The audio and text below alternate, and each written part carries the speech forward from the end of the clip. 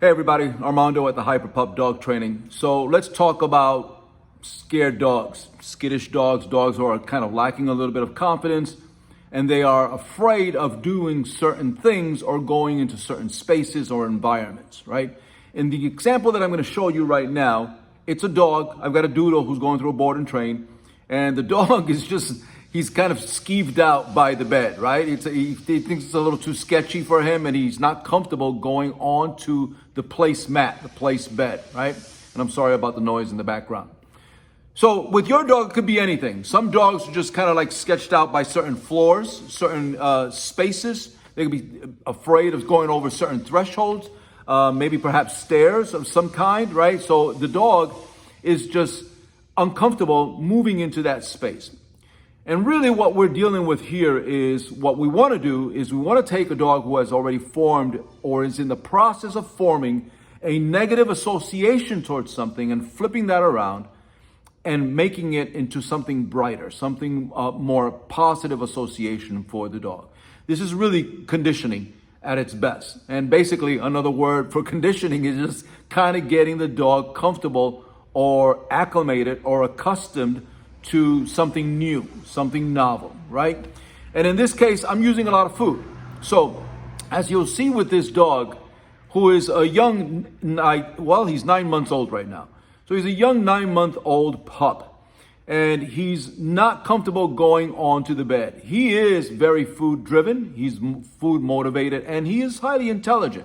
He makes associations and connections really quick, which is something ideal that I'm looking for when I'm working with the dog. But if I'm going to teach him going into place, I need him to be really comfortable with that space of going on, laying down, popping off, jumping back on, and so on, right? So I've got to start at the very beginning. I can't just force the dog on there. So speaking of the possibility of forcing the dog on there, yes, that is an option. I can take a dog, place him on a leash, and kind of put a little pressure in the direction of the bed until the dog gives into the pressure and jumps onto the placemat. Have I done that in the past? I have.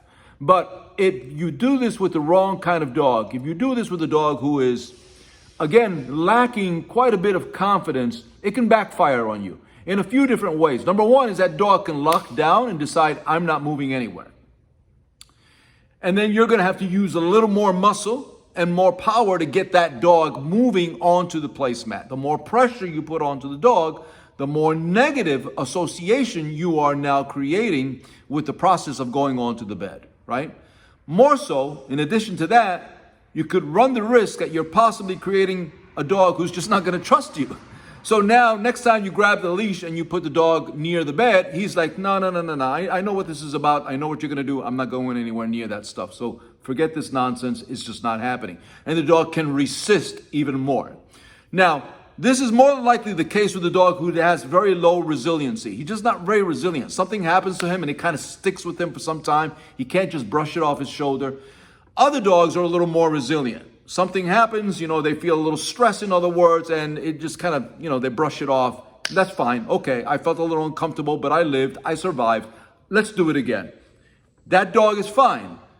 If you don't know who your dog is, if you don't know which one of the dogs that that I described that is one that fits your dog, then the best approach is to start slowly and create a positive association with that thing. Again, in this example, it's the bed, right? And as you see this playing out, what I'm doing here is I'm placing treats on the floor, on the bed.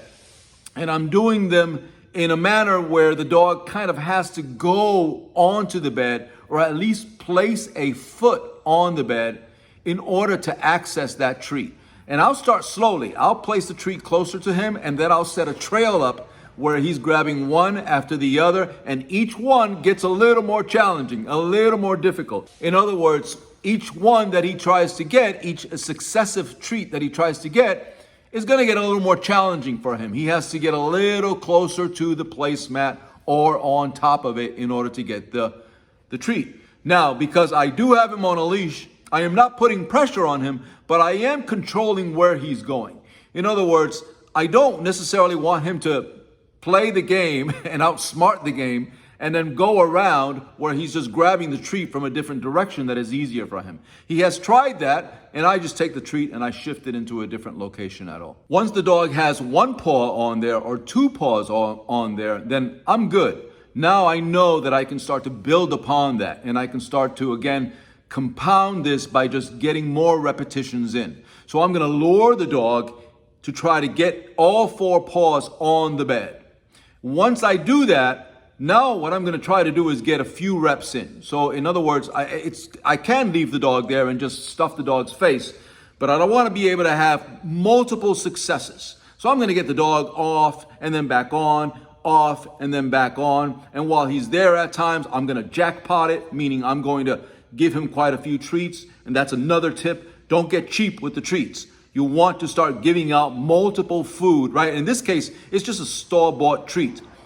You find whatever it is that works for your dog. You know what kind of gets him high and what gives him a kick. So figure out what that is and just feed him that. If it's his dinner and his kibble, fine, fantastic. If not, bring something of high value, something that is worth more to him, that is going to entice him more, and then start using that as a lure and means to get him on the bed. Once you do that and you have successfully gotten him on the bed, go for a few repetitions and then start to push the envelope.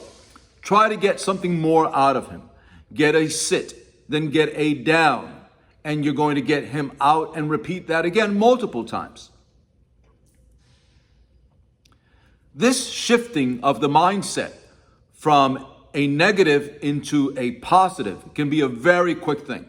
It's not necessarily something that should be drawn out and take you a long period of time. Now, that's relative to what it is that you're dealing with. If you're dealing with a reactive dog and you are trying to condition that dog in a different way, then that may take a little longer period of time. And it's a very, well, not a very, but it's a different method of doing it altogether. In this case, there's not a lot of emotion involved with it. The dog really doesn't have a lot of experience with this placemat. He doesn't have a history with it, right? So the dog isn't necessarily being triggered by the bed. He's just a little skeeved out by it, that's all. So it's just a matter of taking that initial kind of hesitation and whatever you want to call it, maybe fear, and you want to start switching it around into something a little more comfortable, more acceptable, something I can tolerate more. You're not looking for the dog to love it, but you're looking for the dog to accept it. And over time, over successive attempts and repetitions and continual practice, you'll find that the dog will enjoy going onto the placemat and actually love being there.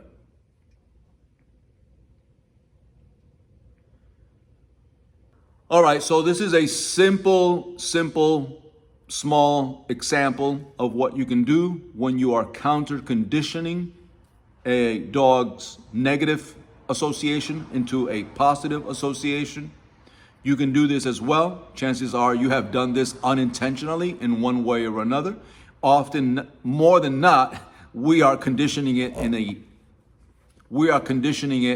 negative way as opposed to a positive way. But it's the same concept. So put something like this into practice. Hopefully your technique is good, and then you should see similar success.